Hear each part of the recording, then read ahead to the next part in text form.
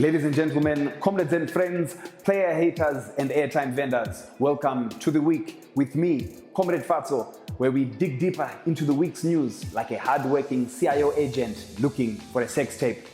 And what a week it's been. We've had millions of men marching, snow in Gweru, and the hashtag this flag has become Zimbabwe's biggest export. But first, we take a look at the hashtag cash crisis and the hashtag bond notes. Since government made the declaration on the 5th of May about introducing bond notes, people have been struggling to withdraw from banks because some banks have imposed a $100 withdrawal limit. Hashtag Mawanatanga. People have been criticizing the government, but comrades, we need to realize that this is a patriotic move by our government to bring about unity amongst the population as the bank queues bring together Indians, blacks, whites, coloreds, even some Chinese, all together in a bank queue to freeze together on a luxurious Zimbabwean winter morning, sometimes into the evenings. So a white man standing in the queue can learn from his black neighbor about who this Japreza guy is. And a black guy standing in the queue can learn from an Indian about what this thing called Belvedere is. The new government policy is set to massively improve the Zimbabwean economy as banana vendors and airtime sellers are set to make a roaring trade at the cash queues as they have now been empowered with swipe machines. On a positive note, pickpocketing is set for a massive decrease in Zimbabwe as there will be nothing left to pick from people's pockets.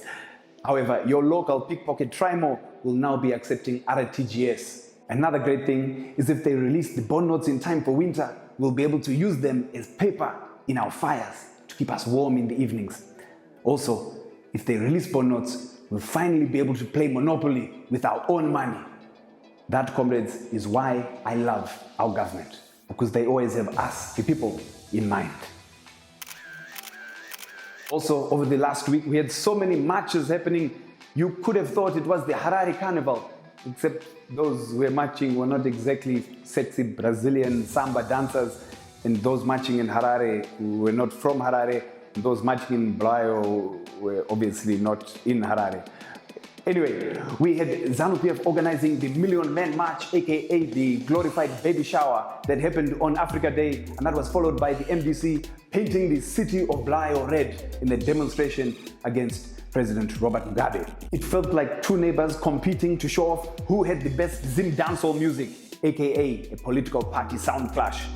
MDC were obviously the best dressed, looking very swaggerific in their red, but ZANU-PF definitely had the best DJs and soundboy. Hashtag Tukwaripatait.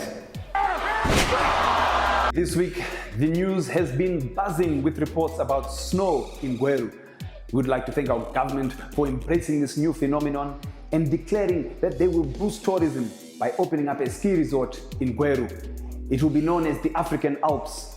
We will have war veterans as ski instructors, and we will embrace foreign visitors with open arms as long as they give us 51% of their skis. Then they teach us how to ski in the first place. Thank you for joining us, comrades. Follow the week on Facebook. I have been Comrade Fatso. You have been the people. Thank you, and Futsek.